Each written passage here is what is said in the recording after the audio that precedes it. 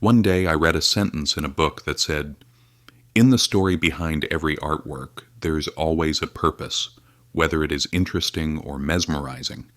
And whenever you create art, you always leave a part of yourself in it." I couldn't get this sentence out of my mind for a very long time.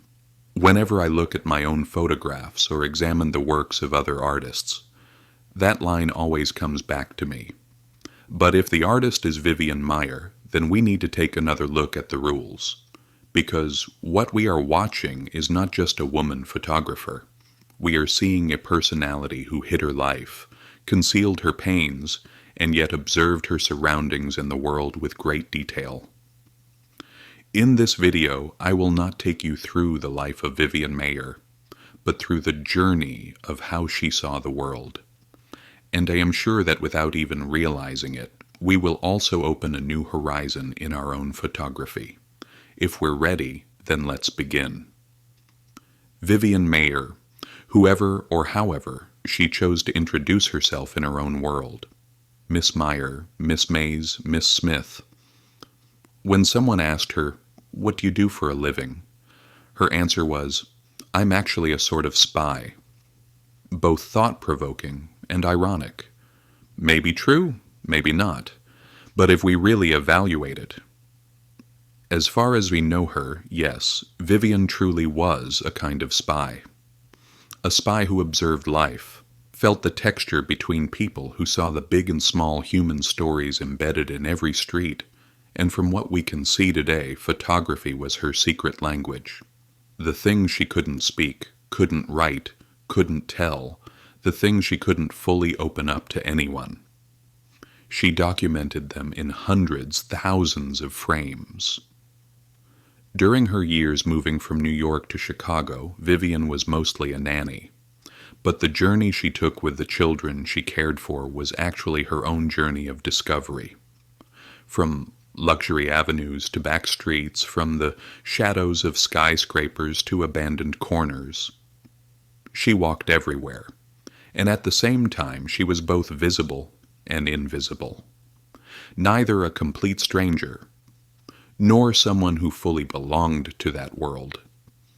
Her camera was her words, her eyes, maybe even her true way of expressing herself.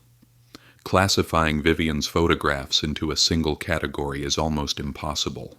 Sometimes funny, sometimes ironic, sometimes harsh, and sometimes filled with a childlike sense of creation.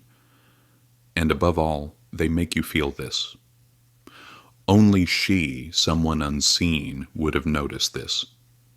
A mirror, a shoe forgotten in the sidewalk, her own blank reflection in a window, moments where the rich and the poor pass by each other. She turns black and white into a time machine. Her photos are no longer just images. They become a soul, a feeling, a silence. Maybe she was shy. Maybe she feared being recognized. Maybe she didn't take photographs for others, but only for herself. Could the real issue be this? Vivian believed the world and people wouldn't understand her, but she knew her photographs would, and that's why she hid them from everyone. Yes, no one saw them while she was alive. She kept them as if protecting her most precious secret. A camera is not just a tool or a machine. Sometimes it is a mirror, sometimes a book, sometimes the simplest way we express ourselves. If we consider what Vivian Maier reminded us and what she left behind, be curious. Observe, feel, and capture emotion. And don't photograph through other people's eyes. Photograph through your own story. We don't know who she was, but we know what kind of world she saw. And actually, that is the greatest legacy a photographer and a human can leave behind. If this story has inspired us, take your camera, go outside and focus on the small lives, because the greatest stories often lie in the smallest details. Don't forget to like the video and subscribe to the channel. We'll meet again in the next videos. Take care and never ever stop chasing the light.